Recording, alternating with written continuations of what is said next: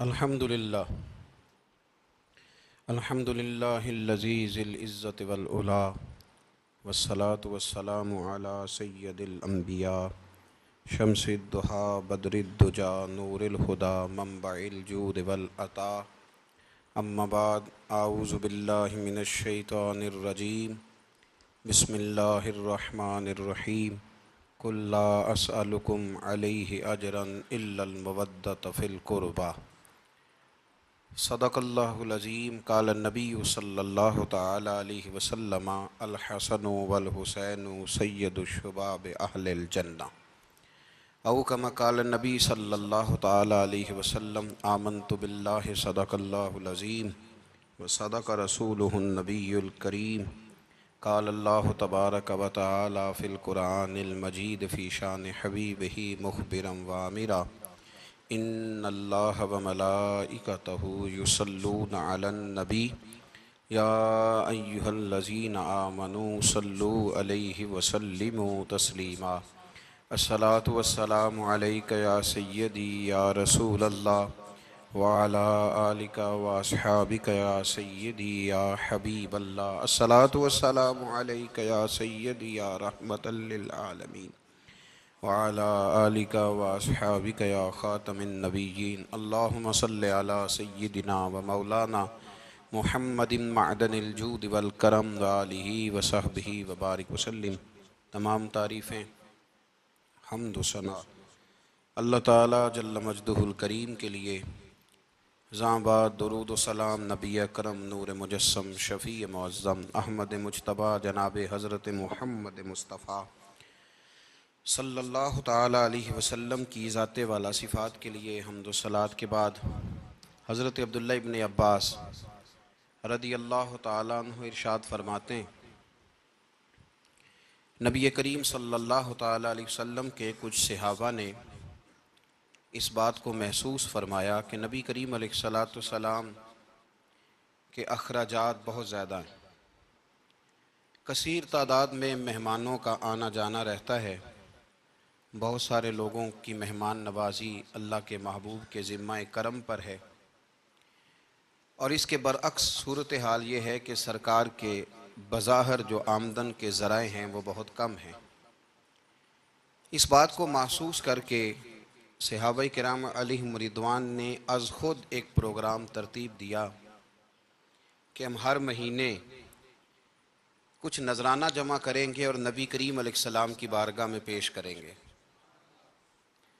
اور عرض گزار ہوں گے کہ یا رسول اللہ صلی اللہ علیہ وسلم، آپ نے جو ہم پر احسانات کیے ہیں ان کا بدلہ تو نہیں چکا سکتے، پر چلو یہ تھوڑی سی خدمت ہے اگر ہماری قبول ہو جائے۔ صحابہ نے جب وہ نذرانہ جمع کیا تو اب ماحول یہ بنا کہ جمع تو کر لیا ہے تو اتنی جرت کون کرے گا کہ سرکار کی بارگاہ میں جا کے عرض کرے۔ طے یہ پایا کہ حضور علیہ السلام کے چچا محترم حضرت عباس رضی اللہ تعالیٰ عنہ سے یہ گزارش کی جائے کہ وہ عرض کریں کہ یا رسول اللہ صلی اللہ علیہ وسلم، ہم سے یہ نذرانہ قبول کر لیا جائے، تاکہ آپ کے جو روزمرہ کے معاملات ہیں، جو گھر کے اخراجات ہیں، وہ اس کے ذریعے سے کچھ نہ کچھ ہماری خدمت اس میں شامل ہو جائے۔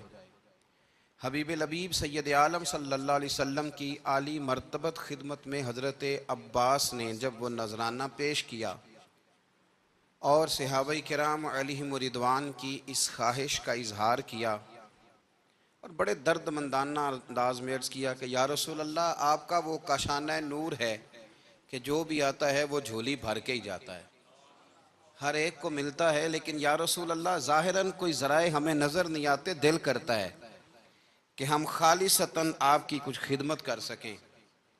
تو حضور کچھ جواب دینے ہی والے تھے کہ اللہ تعالیٰ نے قرآن مجید نازل فرما دیا، کہا محبوب کل ان سے فرما دیجئے لا اسألکم علیہ اجرا، گویا طائف میں پتھر کھانے سے لے کر احد میں دانت شہید کرانے تک میں نے تمہارے لیے بڑا کچھ کیا ہے، پر میں تم سے کوئی اجر نہیں مانگتا۔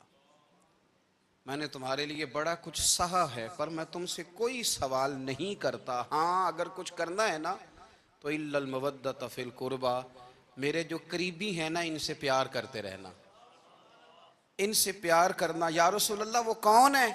تو نبی پاک نے فرمایا علی، فاطمہ اور ان دونوں کی اولاد، ان سے پیار کرتے رہنا۔ لا اسألکم علیہ اجرا، میں تم سے کوئی اجر نہیں مانگتا، پر یہ جو میرے قریبی ہیں نا، اصلاں نال جے نیکی کریے اور نسلاں تاک نہیں پول دے، تے بے اصلاں نال نیکی کریے تے پھول کنڈیاں نال تول دے، ان سے پیار کرنا۔ میرے رسول کریم علیہ السلام نے نا اپنی اہل بیت کو ہمارے لیے نمونہ بنا کے چھوڑا ہے۔ ان کی محبت ضروریات دین کا حصہ ہے۔ ایک شخص بالغ ہونے سے لے کر انتقال تک کوئی نماز قضا نہ کرے، ہر سال زکوٰۃ دے اور ہر سال حج کرے، حقوق العباد کا ایک ذرہ بھی ضائع نہ کرے، لیکن مر جائے اہل بیت کے بغض پر، تو وہ جنت میں نہیں جائے گا، وہ جہنم میں جائے گا۔ اس کی کوئی نماز، اس کی کوئی زکوٰۃ، اس کا کوئی حج اللہ کی بارگاہ میں قبول نہیں۔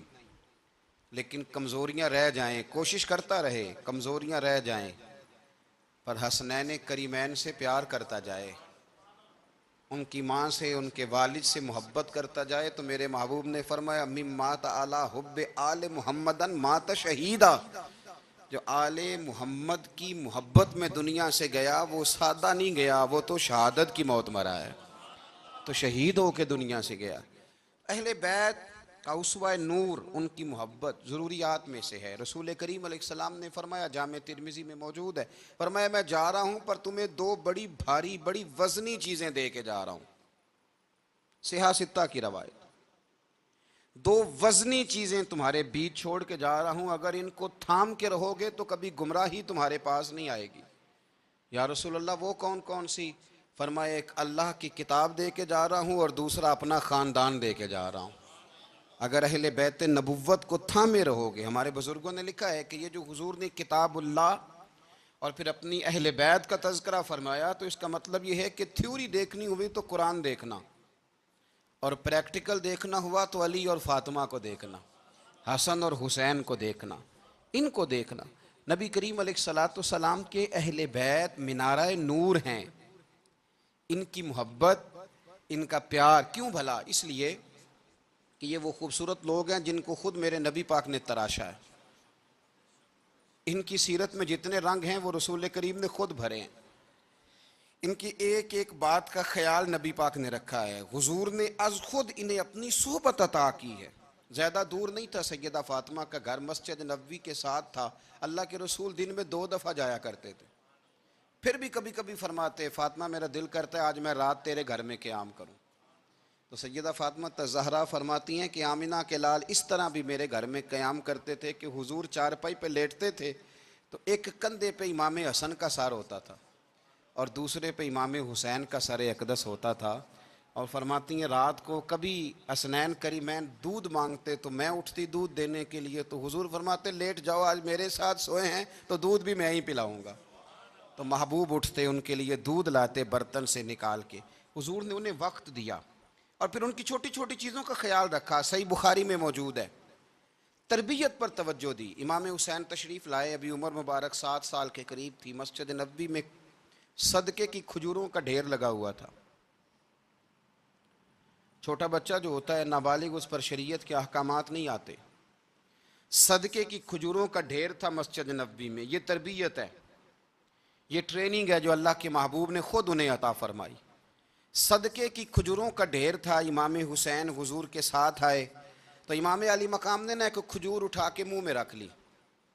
شارحین نے لکھا ہے لگتا یہ ہے کہ کئی دنوں کی بھوک تھی، کیونکہ یہ فاقہ اہل بیت کا بڑا محبوب ہے، مجبور نہیں تھے، وہ تو خزانوں کے مالک تھے، پر غریبوں سے محبت کی وجہ سے فاقے کیا کرتے تھے، یہ ان کی پسند ہے فاقہ کرنا۔ تو ایک کھجور امام علی مقام نے رکھ لی تو اللہ کے رسول نے گلے میں انگلی ڈال کے نکال دی، فرمایا حسین یہ صدقہ ہے، یہ میری اہل بیت کے لیے درست نہیں ہے۔ حضور نے خود تربیت کی، اور پھر سیدہ فاطمہ الزہرا نے نا اپنے بچوں کو تراشا، ان پر محنت کی۔ میں اکثر گزارش کرتا ہوں دوستوں سے، میں کہتا ہوں کربلا کا واقعہ کوئی حادثاتی نہیں ہے، اس کے پیچھے پوری ایک لاجک ہے، اس کے پیچھے پورا ایک فلسفہ ہے۔ ایسے ہی کوئی آدمی 3 دن بھوکا پیاسا رہ سکتا ہے؟ کسی آدمی کو صبح اس نے کھانا کھایا اور شام تک کھانا نہ ملے تو ٹانگیں کانپتی ہیں۔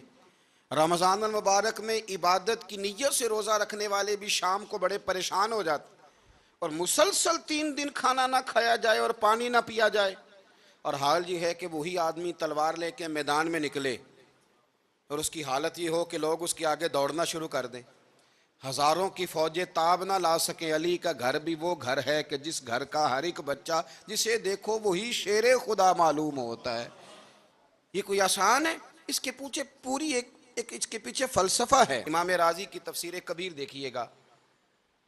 امام راضی کہتے ہیں کہ سیدہ فاطمہ الزہرا رضی اللہ تعالی عنہ کے دونوں شہزادے حسنین کریمین بیمار ہو گئے تو سیدہ نے منت مانگی کہ بچوں کو شفا ہوگی تو 3 روزے رکھوں گی۔ شفا ہو گئی، روزے بھی رکھ لیے، اور جب مولا علی شیر خدا روزہ رکھنے کے لیے بیدار ہوئے، سیدہ فاطمہ الزہرا بیدار ہوئیں تو امام حسن اور حسین بھی اٹھ گئے، 7-8 سال کی عمر، اماں جی ہم نے بھی رکھنا ہے۔ صبح کھجور اور دودھ سے روزہ رکھ لیا گیا۔ عین افطاری کے وقت مولا علی کہتے ہیں فاقے چل رہے تھے، کہیں سے میں جوں لایا تھوڑے سے، سیدہ فاطمہ الزہرا نے پیس کر روٹیاں پکائیں۔ وہ وقت جو بڑا مشکل ہوتا ہے افطار کا، کہتے ہیں اس وقت جب کھانے کے لیے بالکل ہاتھ آگے بڑھنے لگے اور امید تھی کہ ابھی سیدنا بلال اللہ اکبر کہیں گے تو روزہ کھلے گا، لیکن ابھی چند ہی منٹ رہتے تھے کہ دروازے پر ایک فقیر نے صدا دی، کہنے لگا سارے مدینے کے دروازے کھٹکھٹا آیا ہوں، قحط ہے، فاقہ ہے، اے رسول اللہ کے خاندان والو، میں یتیم ہوں، کسی نے بتایا ہے کہ اور کوئی دروازہ کھلے نہ کھلے سیدہ کا دروازہ تیرے لیے ضرور کھلے گا، کیا یتیم کو روٹی ملے گی؟ تو حضرت مولا علی نے بچوں کی طرف دیکھا ہی تھا کہ امام حسن ساری روٹیاں جا کے دروازے پہ دے آئے، کھجور اور پانی سے افطار ہو گیا۔ صبح پھر کھجور اور دودھ سے روزہ رکھا۔ امام راضی کہتے ہیں عین وہ وقت جب افطار کا ٹائم آیا تو پھر دروازے پہ کسی نے صدا دی، کہا اے رسول اللہ کے خاندان والوں میں مسکین ہوں، رات سے روٹی کھائی ہے، نہ صبح کھا سکا نہ دوپہر، کسی نے بتایا ہے کہ اس دروازے سے خالی کوئی نہیں جاتا۔ امام حسن نے پھر سارا لنگر اٹھایا اور پھر جا کے دے دیا۔ تیسرا دن پھر ہوا، مجھے لگتا ہے کہ جب افطار کا ٹائم آیا ہوگا نا تو یہ خود ہی سارے دروازے پہ دیکھتے ہوں گے، یہ کوئی آیا نہیں لینے والا ابھی تک، لگتا ہے کہ نظریں دروازے پہ تھیں۔ عین افطار کے وقت 3 روٹیاں جب جوں کی پک کے آئی تو ایک بھکاری نے صدا دی، کہنے لگا میں قیدی ہوں، آج ہی قید سے رہائی ملی ہے، پہلے دن کسی کے دروازے پہ صدا دی ہے روٹی ملے گی؟ امام حسن وہ کھانا دے کے واپس لوٹے، کھجور اور پانی سے افطار ہوا، اور جیسے ہی مسجد نبوی میں تینوں باپ بیٹا نماز پڑھنے گئے تو مولا علی کہتے ہیں مجھے بتانا نہیں پڑا، رسول کریم نے میری طرف دیکھ کے فرمایا علی تیرا، فاطمہ کا، حسن اور حسین کا 3 دن والا عمل خدا کو بھی بڑا پسند آیا ہے اور محمد مصطفیٰ کو بھی بڑا پسند آیا، وہ بڑا پسندیدہ عمل۔ میں کہتا ہوں کہ حضرت فاطمہ نے نا ان کی تربیت پہلے ہی کر دی تھی، 3 دن بغیر افطار کے روزہ رکھنے کی، وہ ٹریننگ گھر سے ہو چکی تھی۔ اب میدان کربلا میں 3 دن بھوکا پیاسا رہنا ان کے لیے مشکل نہیں تھا، وہ تو ان بچوں کے لیے مشکل ہوتا ہے جو کھانا دیر سے پکنے سے برتن توڑنے شروع کر دیتے ہیں۔ وہ بچے بلیک میل ہوتے ہیں جن کو ایک وقت ان کے پسند کا کھانا نہ ملے تو وہ گھر میں جو ہے وہ ادھم شروع کر دیتے ہیں، جن کی ماں نے عادت ڈالی ہو کہ بیٹا 3 دن بھوکے پیاسا رہنا ہوا تو رہ لینا لیکن کسی بھی باطل کے ساتھ کمپرومائز نہ کرنا، ان کے لیے اتنا مشکل نہیں تھا۔ ان کی تربیت ہوئی، ان کی ٹریننگ ہوئی، پھر اللہ نے ان کی سیرت میں رنگ بھرے، ان کے کردار میں حسن آیا، وقار آیا۔ حضرت امیر معاویہ رضی اللہ تعالیٰ عنہ نے ایک شخص کو بھیجا مدینہ منورہ شام سے، تو اس نے کہا میں نے امام حسین سے ملنا ہے، تعارف کیا ہے؟ جناب امیر معاویہ فرمانے لگے مسجد نبوی میں جانا جس کے گرد لوگ سب سے زیادہ ادب سے بیٹھے ہوں اور جس کی باتیں سب سے زیادہ میٹھی ہوں اور جس کی نظریں سب سے زیادہ جھکی ہوں اور جس کے چہرے پر تمہیں سب سے زیادہ وقار نظر آئے وہی علی کے بیٹے حسین ہوں گے۔ جو سب سے زیادہ تمہیں وہاں ماحول کے اندر جو شخص نظر آئے پوچھنے کی ضرورت نہیں پڑے گی. وہ شخص کہتا میں مدینے آیا تو میں نے واقعی ایک شخص کو دیکھا شہد کے گرد مکھیوں کا اتنا ہجوم نہیں ہوتا جتنا امام حسین کے گرد رسول اللہ کے غلاموں کا ہجوم تھا، لیکن نظریں جھکی ہوئی، باتیں میٹھی، لہجہ گداز گداز، لفظوں میں رانائی، اور لوگ کئی باتیں پوچھتے تو علی کے صاحبزادے ایک آدھ جملہ بولتے تو لگتا یہ کہ وہ جملہ سیدھا دل میں اترتا چلا جاتا ہے. امام علی مقام کے کردار میں نا کچھ باتیں بڑی زیادہ تھیں، بہت زیادہ تھیں، بڑا حسن تھا. ایک بات تو یہ تھی امام حسین رضی اللہ تعالیٰ عنہ کا علم و فضل بڑا کمال کا تھا. ایک دفعہ صحابہ میں مسئلہ بن گیا کہ بچہ پیدا ہوتا ہے تو اس کا وظیفہ کیسے لگانا ہے. امام حسین کا علم و فضل بتا رہا ہوں، علم و فضل. تو بات بڑی پیچیدہ ہو گئی. حضرت عبداللہ ابن زبیر کے پاس لوگ آئے، کہنے لگے کہ آپ بڑے صاحب علم و فضل ہیں، آپ نے حضور علیہ الصلوۃ والسلام کے ساتھ وقت گزارا ہے، تو مسئلے کو حل کریں کہ بچہ پیدا ہونے کے بعد حکومت اگر وظیفہ لگائے گی تو کب لگائے گی. جب بحث طول پکڑ گئی، مسئلہ حل نہیں ہوتا تھا، تو حضرت عبداللہ ابن زبیر کہنے لگے ہم سے نہیں حل ہوگا. ایک بندہ ہے جس کے سینے میں رسول اللہ صلی اللہ تعالیٰ علیہ وسلم کے نور نبوت کا فیضان ہے، وہ یہ مسئلہ حل کریں گے. تو کہا وہ کون سے؟ آپ فرمانے لگے جب ہم سے مسائل حل نہیں ہوتے تو ہم ان کے علم سے فائدہ اٹھاتے ہیں. کہا کون ہے؟ کہا جناب امام حسین. تو لوگ حضرت امام حسین کے پاس گئے کہ حضرت یہ ایک مسئلہ الجھ گیا ہے کہ بچہ پیدا ہو تو وظیفہ کب لگانا ہے. فرمایا الجھنے والی بات ہی کوئی نہیں، پیدا ہونے کے بعد جب وہ پہلی دفعہ آواز نکالے تو اس کا وظیفہ لگا دو. اس کا مطلب یہ ہے کہ وہ دنیا میں آ گیا ہے، اس نے اپنے آنے کا اظہار کر دیا ہے، اعلان کر دیا ہے، اب اس کا وظیفہ لگا دو. تو اس پر پھر صحابہ کا اتفاق ہو گیا. امام حسین کے علم سے، فضل سے لوگ فیض اٹھاتے تھے. پھر اس کے ساتھ ساتھ امام حسین کا ذوق عبادت بڑا شاندار تھا، بڑا زبردست ذوق. علامہ جوزی نے لکھا ہے وکان الحسین رضی اللہ تعالی عنہ فاضلا کثیر الصوم والصلاۃ والحج والصدقۃ وافعال الخیر جمیعا. آپ فرماتے ہیں کہ امام حسین زیادہ نمازیں پڑھنے والے تھے، کثرت سے سجدے کرنے والے، کثرت سے روزے رکھنے والے، زیادہ حج کرنے والے، اور امام حسین صدقہ دینے والے اور نیکی کے کاموں میں شدت کرنے والے تھے. امام حسین کا جو ذوق عبادت تھا وہ اتنا شاندار تھا کہ آپ فرض نماز کے علاوہ روزانہ 100 رکعت نماز نفل ادا فرمایا کرتے. اور امام حسین فرماتے زندگی میں کبھی ایسا نہیں ہوا کہ 3 دن گزر گئے ہیں اور حسین کا قرآن پاک ختم نہ ہوا ہو. 25 حج کیا امام حسین نے مدینہ منورہ سے مکہ مکرمہ پیدل جا کے، 25 حج. اب تو نسبت والے لوگوں کو عبادت کی ضرورت نہیں نا، اللہ ماشاءاللہ کہتے ہیں نسبت بڑی ہے. بھئی جن کی نسبت اتنی خاص تھی کہ حضور نے فرمایا یہ فاطمہ کے نہیں میرے بیٹے ہیں، ان کا تو حال یہ ہے کہ فرض کے علاوہ 100 نفل، 3 دن سے پہلے ختم قرآن پاک، 25 حج فرمائے. تو کس نسبت کی بات کرتا ہے؟ یہ نسبتیں تو ہیں جو انسان کو عبادت کے قریب کرتی ہیں. لوگوں نے معیار ہی بدل دیا ہے. حضرت سیدنا امام حسین کی شہادت کے بعد حضرت عبداللہ ابن زبیر رضی اللہ تعالیٰ عنہ نے قاتلان حسین سے خطاب کیا اور فرمانے لگے اللہ کی قسم تم نے اس شخص کو شہید کیا ہے جو راتوں کو لمبے لمبے قیام کرتا تھا، اور تم نے اس شخص کو شہید کیا ہے جس سے میں دن میں جب بھی ملتا تھا تو وہ روزے سے ہوتا تھا. تم نے اس شخص کو شہید کیا جو قائم اللیل تھا، صائم الدہر تھا، اس شخص کو تم نے شہید کیا. آپ کو پتہ ہے کہ میدان کربلا میں جب 9 محرم کو ابن سعد نے امام حسین سے کہا کہ جنگ کرو اگر یزید کی بیعت نہیں کرنی، تو امام حسین نے فرمایا 1 رات کی مہلت دے دو، 1 رات کی مہلت دے دو. حضرت امام زین العابدین کہتے ہیں میں نے اپنے والد گرامی سے عرض کی کہ ابا جی آپ جہاد سے دور جانے والے تو ہیں نہیں، آپ تو جہاد سے پیار کرنے والے ہیں، اور یہ بھی پتہ ہے مجھے کہ یہ جنگ اب ہو کے رہے گی، تو 1 رات کی مہلت لینے کا معنی کیا ہے؟ بھئی کل بھی لڑنا ہے اور رات بھی لڑنا ہے، تو ابا جی 1 رات کی مہلت.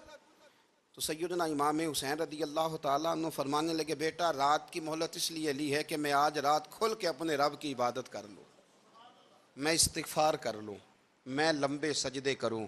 اور کہا زین العابدین تو جانتا ہے نا کہ مجھے نماز سے، تلاوت سے، دعا سے اور استغفار سے بڑا پیار ہے۔ نماز سے مجھے پیار ہے، دعا سے مجھے پیار ہے، استغفار سے مجھے پیار ہے۔ فرمایا بیٹا میں نے اس لیے نہیں کہ میں چاہتا ہوں ایک رات اور دنیا میں رہوں۔ تو امام زین العابدین فرماتے ہیں امام علی مقام نے سجدے پہلے بھی بڑے کیے، پر 9-10 کی درمیانی رات جو ان کے سجدے تھے وہ میں نے کبھی نہیں دیکھے۔ فرماتے ہیں تیمم کے ساتھ وہ رات کی جو عبادتوں کا رنگ تھا وہ میں نے کبھی نہیں دیکھا۔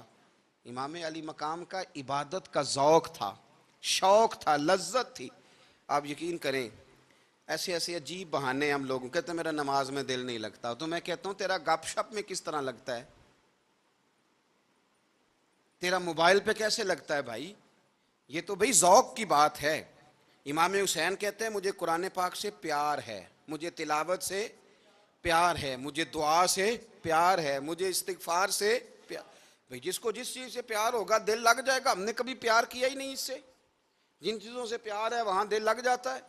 یہ ایک بہانہ ہے، ورنہ کثرت سے عبادت کرنا، ذوق پیدا کرنا، یہ تو اہل اللہ کا طریقہ ہے۔ والذین یبیتون لربہم سجدا وقیاما، رب کے بندوں کی علامت یہ ہے کہ وہ راتیں سجدے اور قیام میں گزار دیتے ہیں۔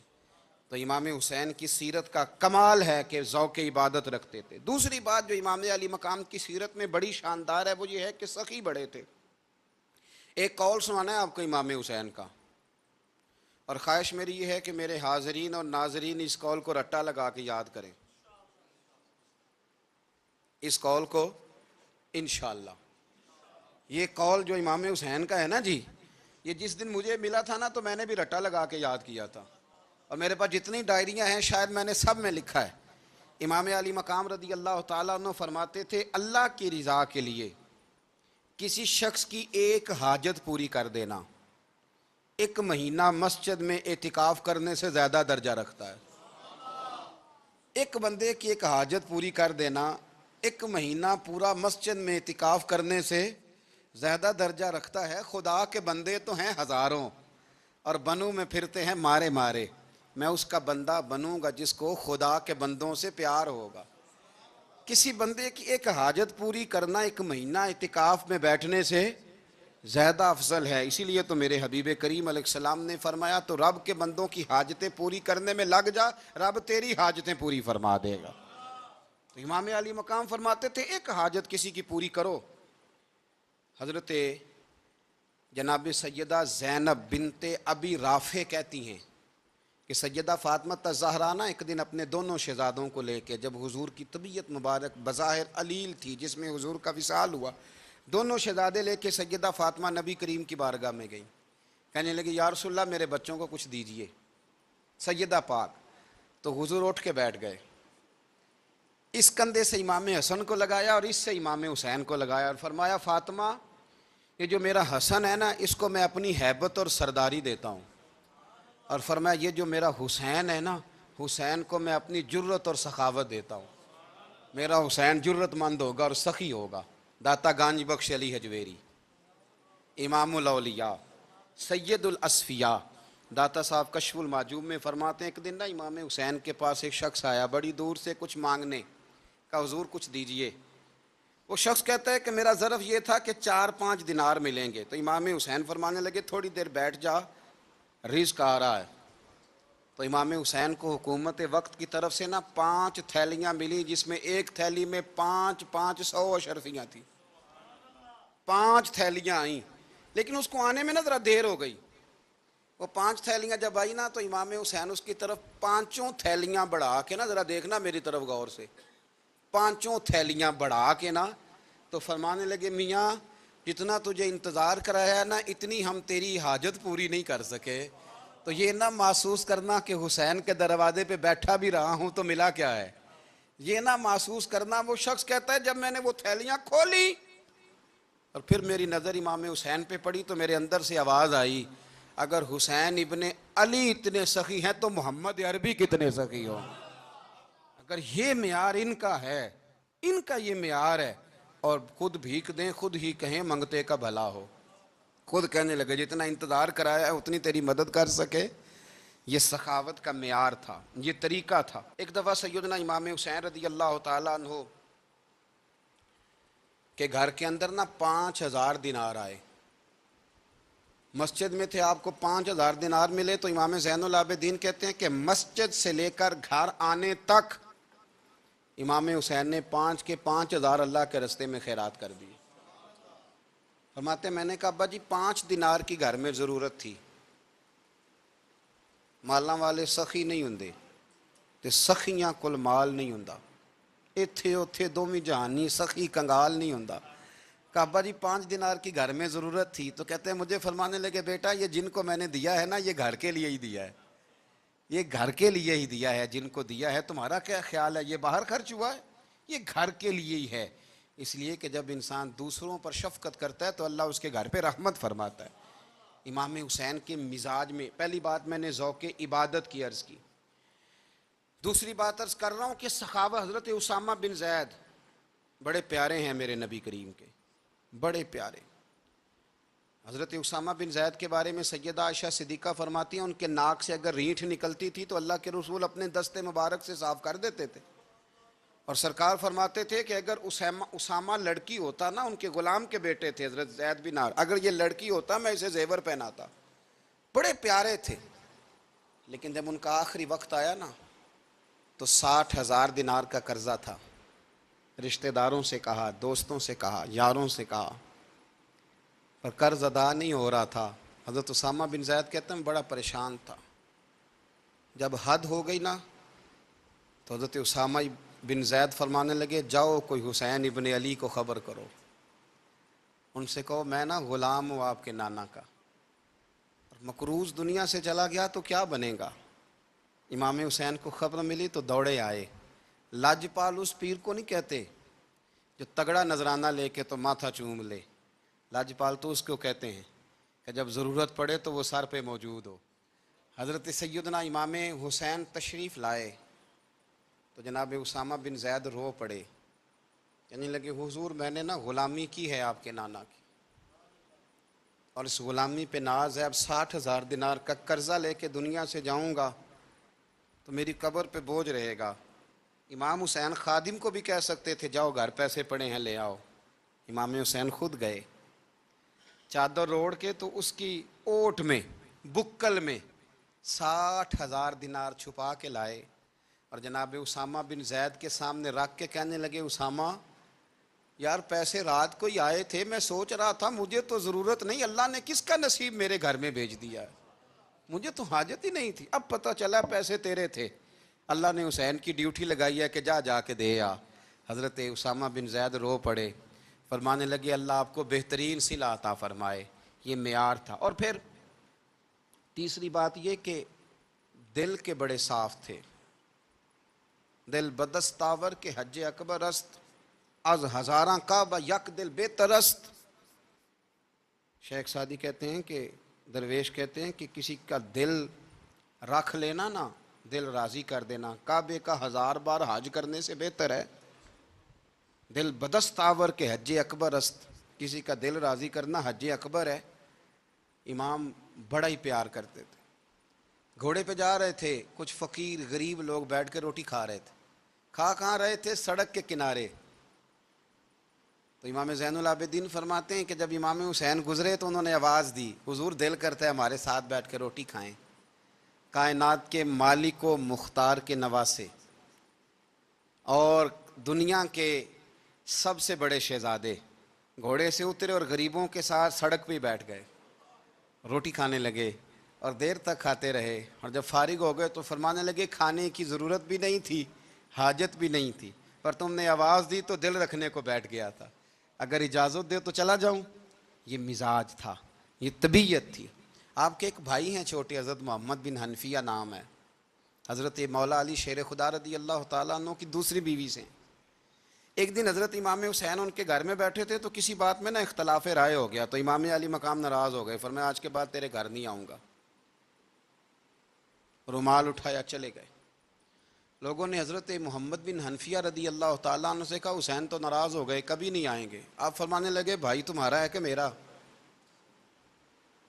جی بھائی تو آپ کے ہیں. فرمایا اگر کہو تو چند منٹوں میں حسین واپس آئے. جناب ناراضگی ہو گئی ہے. فرمایا ناراضگی ہوئی ہے پر میں اس کے دل کی نرمی کو تو جانتا ہوں نا. اس کے مزاج کے اندر جو محبت ہے اس سے تو ابھی آئے کہ جناب وہ کیسے؟ فرمانے لگے دیکھنا ذرا. تو امام حسین نے خط لکھا، حضرت محمد بن حنفیہ نے رکا لکھا، کہنے لگے حسین میرے باپ کا نام بھی علی ہے اور آپ کے باپ کا نام بھی علی ہے، پر ایک فضیلت ایسی ہے جس میں آپ کا مقابلہ نہیں کر سکتا، وہ یہ ہے کہ آپ سیدہ فاطمہ تو زہرا کے لال ہیں، اب محمد مصطفیٰ علیہ السلام کے نواسے ہیں. کہنے لگے بھائی جان آپ نے نانا جان کی وہ حدیث تو سنی ہوگی کہ دو لوگ ناراض ہو جائیں تو جو صلح پہلے کرے جنت میں پہلے جائے گا. فرمانے لگے دل میرا کر رہا تھا کہ پہلے صلح کر لوں، لیکن پھر بڑے بھائی کو پشت کروں گا جنت میں جاتے ہوئے، یہ بھی تو بے ادبی ہے نا. اب خط میں نے لکھ دیا ہے، آپ کا جو ارادہ ہو. امام حسین نے خط پڑھا تو آنکھوں میں آنسو آ گئے، پھر سے رومال اٹھایا. بچے پوچھنے لگے کہاں جا رہے ہیں؟ کہا بھائی کے گھر جا رہا ہوں. کہا آپ تو ناراض تھے؟ فرمایا تھا ناراض پر ہے تو میرا بھائی نا. ہو گئی بات ختم. بڑی دل میں نرمی، طبیعت میں سوز، لہجے میں گداز، لیکن اس کے ساتھ ساتھ امام حسین رضی اللہ تعالیٰ عنہ کا جذبہ جہاد، امام حسین کی استقامت. آج لوگ ادھر ہوتے ہیں جس طرف ہوا کا رخ ہوتا ہے. آج لوگوں کی سوچوں کا زاویہ یہ ہے کہ جدھر رش زیادہ ہوگا ہم بھی ادھر جائیں گے. ہم یہ نہیں دیکھتے حق کس طرف ہے، ہم یہ دیکھتے ہیں رش کس طرف ہے. امام حسین رضی اللہ تعالیٰ عنہ نے رش نہیں دیکھا، حق دیکھا. امام حسین رضی اللہ تعالیٰ عنہ استقامت کے وہ پہاڑ ہیں، معمولی آدمی نہیں تھے. فرزق شاعر کہتا ہے کہ میں نے امام حسین سے کہا تھا، میں نے کہا لوگوں کی تلواریں یزید کے ساتھ ہیں پر دل آپ کے ساتھ ہیں، دل آپ کے ساتھ ہیں. امام حسین رضی اللہ تعالیٰ عنہ نے زمانے کے حالات نہیں دیکھے، حق اور سچ دیکھا. جتنی چیزیں انسان کو کمزور کر سکتی ہیں وہ ساری امام حسین پہ طاری کی گئیں. جتنی چیزیں، وطن چھوڑنا کتنا کو مشکل ہوتا ہے. شالا پردیسی کوئی بھی نہ تھی وے تے ککھ جنہ تو پارے. حضرت سلطان باؤ فرماتے ہیں بچو پردیسی ہونا کوئی آسان ہے؟ جس آدمی کا کسی چھوٹے سے گاؤں میں بھی مکان ہو چھوڑنا پڑ جائے تو روٹا ہے. تو مجھے بتاؤ جس نے اپنا سارا بچپن مدینے میں گزارا ہو. آج جو ایک ہفتہ مدینے رہ کے آتے ہیں ان سے واپس نکلنا مشکل ہوتا ہے، لیکن امام حسین حق کا رستہ تھا، وطن کی قربانی دی، اور معمولی وطن نہیں، مدینے جیسا وطن. اور جب کھڑے تھے نا امام حسین رضی اللہ تعالیٰ عنہ رجب میں نکل رہے تھے مدینے سے، تو کوئی شاعر کہتا ہے دور کھڑے ہو کہ انہوں نے گویا کہا تھا آقا تیرے کرم کے خزینے کی خیر ہو، میں جا رہا ہوں تیرے مدینے کی خیر ہو. امام حسین نے وطن چھوڑا، کوئی لغزش نہیں پیروں میں، کوئی نہیں. شہزادوں والی زندگی تھی، مسجد نبوی کے امام تھے، نبی کریم علیہ السلام کے روضہ اطہر پر تشریف رکھتے تھے، زمانہ حیا کرتا تھا، شان و شوکت تھی، پر حق کے لیے چھوڑا. نکل کر خانقاہوں سے ادا کر رسم شبیری. اور پھر بڑا مشکل ہوتا ہے جس شخص کے ساتھ بچے اور عورتیں ہوں وہ تو یہ کہہ کے لڑائی سے جان چھڑاتا ہے کہ میرے ساتھ فیملی ہے، نہ ہوتی تو تجھے بتاتا. پر امام حسین کو اولاد بھی کمزور نہیں کر سکی، عورتوں کا ساتھ ہونا کمزور نہیں کر سکا. پھر امام علی بھوک کتنا مشکل کام ہے. آج لوگ کہہ نہیں دیتے کہ میں تو اس لیے گناہ کرتا ہوں کہ رشوت اس لیے لے لیتا ہوں کہ بچے چھوٹے ہیں. 10 دنوں کی کم و بیش سفر، 3 دنوں کی بھوک اور پیاس، پر حق کے رستے میں امام حسین کو کوئی چیز کمزور نہیں کر سکی. اور پھر وہ جتنی باتیں لوگ کہہ سکتے تھے وہ ساری کہیں گئیں، ساری. اور آ کے عرض کرنے لگا حضور یہ کوئی معمولی دشمن نہیں، یہ وہ ظالم ہیں جو لاشوں پہ بھی گھوڑے دوڑا دیتے ہیں. تو امام علی مقام فرمانے لگے جو شہادت کا جذبہ لے کے نکلے وہ پھر انجام نہیں دیکھا کرتا.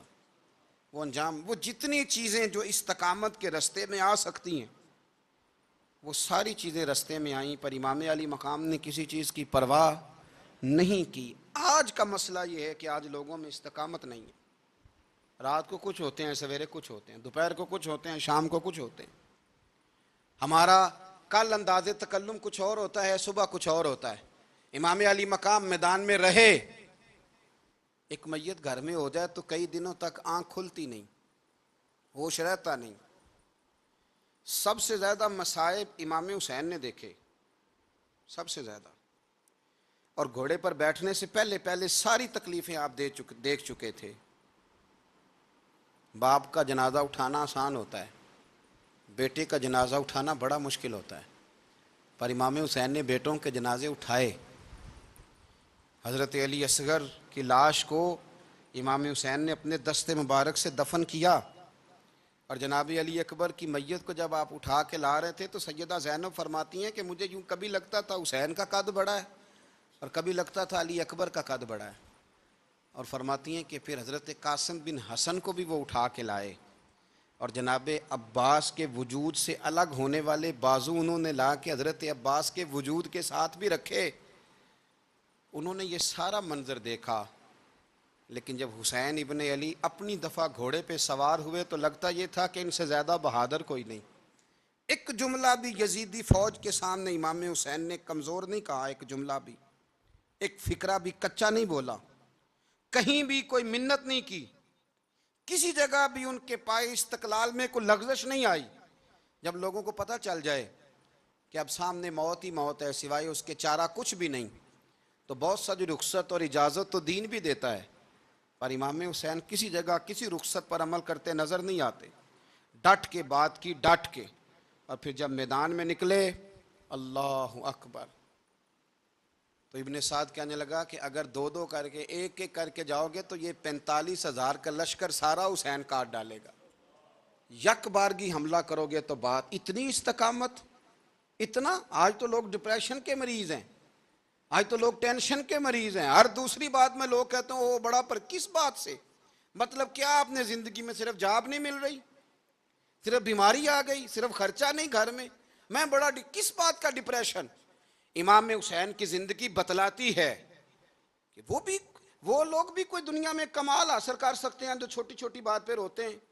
مال بھی ہے، جوانی بھی ہے، گھر بھی ہے، مکان بھی ہے، بچے بھی ہیں، عزت بھی ہے، صرف پیسے نہیں، اور انسان ہے کہ آنکھیں نہیں کھل رہی، وہ سمجھتا ہے میں کسی کام کا ہی، فقط پیسے نہیں بس۔